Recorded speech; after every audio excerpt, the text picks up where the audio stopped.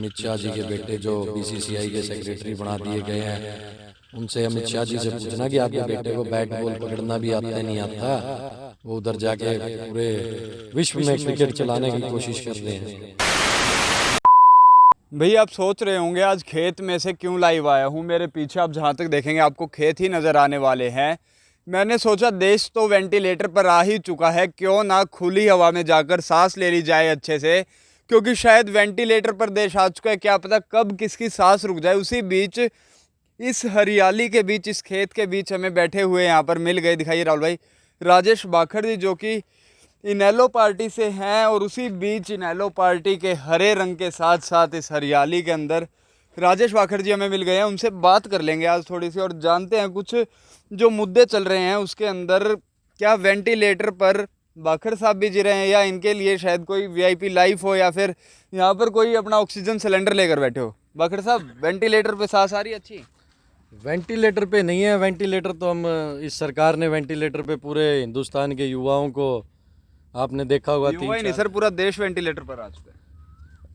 ये मोदी साहब को समझ नहीं आ रहा, पर युवा है ये जो अग्निवीर मोदी साहब ने निकाल दिए हैं, लाखों की संख्या पे अग्निवीर सड़कों पे आ गए हैं। सिर्फ ये इस सरकार की गंदी नीतियां हैं, और इसलिए वेंटिलेटर छोड़ के थोड़ी देर हम हरियाली के बीच में आए हैं। क्या पता ये सांस कब रोक दे, कब हमें दोबारा सही में ये वेंटिलेटर पे लेटा सर दे। मोदी साहब की जो रेडार है ना, वो कभी भी कितनी भी रेंज में जा सकते हो, कोई एक सीमित जगह तक नहीं है। ये देखना कहीं शहर से बारिश हरियाली के बीच में भी वो रेडार आ जाए। बीच में तो क्योंकि आने से बच गई थी वो, शायद किसान आंदोलन की वजह से। फिर उसमें पूरे हमारे किसान भाइयों ने दिखा दिया कि हम एक हैं, ऐसे रडार नहीं आने देंगे हम। और 13 महीने का पीछे जो आंदोलन चला था उससे अच्छी तरह से वाकिफ़ है मोदी साहब, और वो जानते हुए भी उन्होंने ये गलत फ़ैसला लिया है। ये भाजपा इस फैसले, जो ये गलत फैसला है, भाजपा का सुपड़ा साफ होने का काम आपने है। कहा सर मोदी साहब इससे अच्छी तरह वाकिफ़ है, मुझे नहीं लगता कि वो वाकिफ़ है। शायद वो इस बात को मानते होंगे कि रात गई बात गई, ऐसा कुछ, क्योंकि एक बार अपनी गलत नीति के कारण वो विरोध पूरा देख चुके हैं। उसी के बाद एक दोबारा इतनी बड़ी नीति निकाल देना कि जो पूरे देश का युवा है सड़कों पर आ चुका है, और उस युवा के साथ साथ अकेला युवा नहीं, पूरा देश कहीं ना कहीं डराव के अंदर आ गया। क्योंकि अगर हमारी आर्मी ही एक्सपीरियंस नहीं होगी तो आम आदमी कहाँ से सुरक्षित होगा। ये मोदी साहब ने एक प्लेटफॉर्म बनाया है युवाओं के लिए। ये प्लेटफॉर्म ऐसा है, ये प्लेटफॉर्म आगे युवाओं के लिए नहीं है, युवाओं को तो बेवकूफ़ बनाने के लिए प्लेटफॉर्म बनाया है। पूरे हिंदुस्तान में फैला रहे हैं कि हम रोज़गार देने का काम करेंगे इसके थ्रू। रोज़गार नहीं, ये आगे चलने के बाद 4 साल बाद, जैसे ये भाई हमारे जो 5-5, 6-6 साल रेस मारते हैं, रोडों पे भागते हैं, सुबह निकलते हैं, उनके घुटने तोड़ देते हैं, गोडे तोड़ देते हैं, और उसके बाद खाली एक्सपीरियंस देंगे उनको 4 साल कि उसके बाद अंबानी अडानी के गोदामों में, बीजेपी के जहाँ ऑफिस है उसके बाहर सिक्योरिटी गार्ड चाहिए। सरकार के पैसे पे, आम जनता के टैक्स पे तो उन भाइयों को वो एक्सपीरियंस देंगे, रख लेंगे, और सिर्फ अंबानी अडानी के लिए अग्निवीर तैयार किए जा रहे हैं। मतलब अग्निवीर नहीं, प्राइवेट फौज तैयार की जा रही है।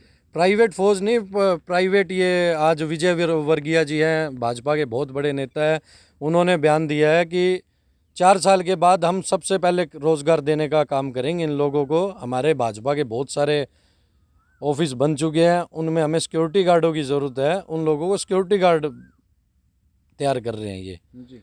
और ये ठेका प्रथा टाइप लगा लो, पूरा ठेका प्रथा है। एक्सपीरियंस ही नहीं होगा। आप ये चीज़ एक मान के चलो कि जो आज हमारे जवान हैं, जो सड़कों पे अपने सीमाओं पे रहते हैं, उन लोगों का एक्सपीरियंस ही है कि वो दूसरे देशों से लड़ाई लड़ सके, हमारी भी लड़ाई लड़ सके, हमारी सुरक्षा पे खड़े रहते हैं वो 24 घंटे। अगर उनको 4 साल के एक्सपीरियंस, एक मात्र आप बता दो, एक बच्चे को स्कूल भेजते हैं, उसको फर्स्ट क्लास से लेके 4th क्लास तक उसको पढ़ा दिया, और उसके फिर बाद में बोले कि आप एग्ज़ाम दो ग्रेजुएशन के, वो कहाँ से दे देगा, दे पाएगा? वो पास होगा, फेल होगा? बच्चों को हथियार चलाना सिखा देंगे, उसके बाद वो चौकीदार रख देंगे, जो बचे हुए बच्चे हैं उनके भविष्य के साथ खिलवाड़ करेंगे। वो बच्चे हथियार चलाना सीख जाएंगे, आगे रोज़गार नहीं होगा तो क्या होगा? पूरे हिंदुस्तान में डेली कहीं लूट होगी, कहीं डकैती होगी, पूरे हिंदुस्तान का भविष्य इसमें खतरे में है। शायद मोदी साहब रशिया की चाल पर चल रहे हैं, क्योंकि रशिया में भी कुछ ऐसा ही कानून है। लेकिन एक रशिया जिसे सब कहते हैं सबसे ताकतवर देश है, और एक छोटा सा देश यूक्रेन उसे आज टक्कर दे रहा है। शायद ऐसा ही काम हमारे हिंदुस्तान के साथ भी जल्दी होने वाला है। इस हिसाब से ये चीज़ चलती रही तो ऐसा होना ही है। रशिया जैसा इतना मजबूत देश, सारा पूरा वर्ल्ड सोच रहा था कि 10-12 दिन में ख़त्म कर देंगे, उस पर कब्जा कर लेंगे। बिल्कुल। सिर्फ यही कमियां रही है जो आज मोदी साहब दिखा रहे हैं। ये जो नई योजना निकाली है अग्निवीरों की, इसी वजह से रशिया जैसा मजबूत देश भी आज खोखला हो चुका है। बिल्कुल। एक ये भाई बैठे। भाई कितनी उम्र है आपकी? 19 साल। 19 साल। हाँ जी। मेरे ख्याल से 4 साल बाद जब आप 24 साल के होगे, रिश्ते वाले घर आएंगे, पूछेंगे लड़का क्या काम करता है, घर वाले कहेंगे भाई बेटा वो रिटायर हो लिया शादी की उम्र में। हाँ जी, यही कहेंगे। अब जो सरकार की ये कटुनीति है, इस पर तो अब यूथ का क्या होगा, ऐसे बेरोजगार रहेंगे। जी। हाँ जी, बिल्कुल यही बात है। तो मतलब खेती सीखनी शुरू कर दी है साथ साथ, क्योंकि उसके बाद करना तो यही पड़ेगा। यही करना पड़ेगा, और कोई काम ही नहीं है करने को। जी। क्या करेंगे चार? पैतृक काम है, हम किसान बिरादरी से हैं और हमें इसमें थोड़ी और मॉडर्न तरीके लाने पड़ेंगे घर चलाने के लिए। पहले हम गांव देहात के हैं, हमारा ये होता था कि बच्चे बचपन से ही हमारे तैयार होते हैं कि सुबह उठो रेस मारो। देश प्रेम बहुत है हमारे देहात में, देहात के ही बच्चे जाते हैं देश की सुरक्षा में। बिल्कुल। अब उन्हीं के भविष्य से खिलवाड़ करेंगे तो कौन बच्चा आगे निकलेगा। बिल्कुल। इसी बीच एक और चीज़ है, शायद आज से 4 साल बाद होने वाला है कि भी जब हमारे खुद के बच्चे खेतों के अंदर काम कर रहे हैं, तो हम एक चीज़ कहते थे भाई वो डोल बंद कर दे, यूँ कर दे। उसके बाद हम रुके मारे हैं तो शायद बच्चा भी आगे से कहेगा यस सर अभी करता हूँ, और वो शायद वो वही हमारे अग्निवीर होंगे जो सीमाओं पे खड़े होंगे 4 साल। देखो, किसान का बच्चा बचपन से ही सीखता है, बचपन से वो खेती करना सीखता है, पशुपालन करते हैं किसान, दूध निकालना सीखता है। पर देश जो हमारा है, जो हमारी सुरक्षा करते हैं, वो हमारे हरियाणा, पंजाब, राजस्थान, पंजाब, यूपी, जो एमपी यहाँ से निकल के आती है, वो पूरी ब्रीड है, वो पूरी ग्रामीण क्षेत्र की ब्रीड है। बिल्कुल। और इन लोगों में बहुत ज़्यादा जुनून है देश की सेवा करने का। ये बच्चों का जुनून मारना चाह रही है सरकार। एक फ़ौजी तैयार नहीं कर रही, फ़ौज के खर्चे पे प्राइवेट चौकीदार तैयार कर रही है। जी। ये देश के लिए बहुत ही ज़्यादा घातक है। और देख रहे हो कितनी ज़्यादा निंदा हुई है इस सरकार की। सरकार को सीखना चाहिए था, पीछे इतना बड़ा आंदोलन चला है सरकार के खिलाफ, आखिर में सरकार को माफ़ी मांग के झुकना पड़ा है। जी। और ये युवा है, युवाओं में जोश है।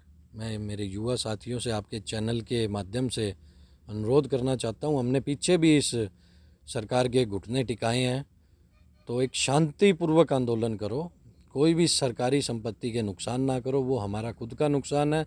सरकार का कुछ जाएगा नहीं है, सरकार द्वारा टैक्स बढ़ा देगी, पैसे हमारे अंदर से ही निकालेगी। अमित शाह जी के बेटे जो बीसीसीआई के सेक्रेटरी बना दिए गए हैं, उनसे अमित शाह जी से पूछना कि आपके बेटे को बैट बॉल पकड़ना भी आता है नहीं आता।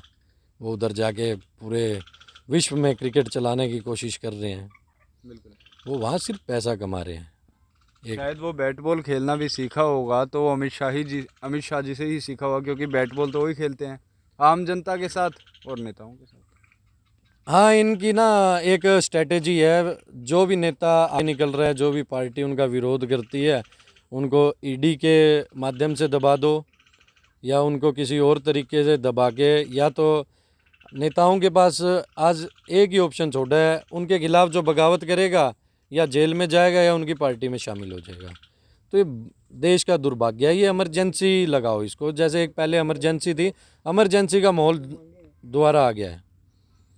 और ये बस घोषित नहीं की इमरजेंसी, बाकी इसको आप 100% लगा के चलो, इमरजेंसी जैसा माहौल है ये। शायद अमित शाह जी को पद दे दिया जाए अग्निवीर जैसा ही कुछ, की भी उनका पद उनके पास 4 साल रहेगा, उसका कोई पेंशन नहीं, कोई कुछ नहीं, उन्हें भी शायद नौकरी दी जाए तो संतुष्ट होंगे। वो संतुष्ट होते तो ऐसा काम करते ही नहीं। जी।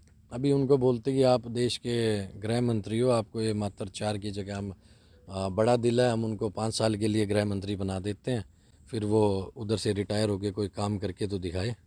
उन्होंने कभी काम किया ही नहीं।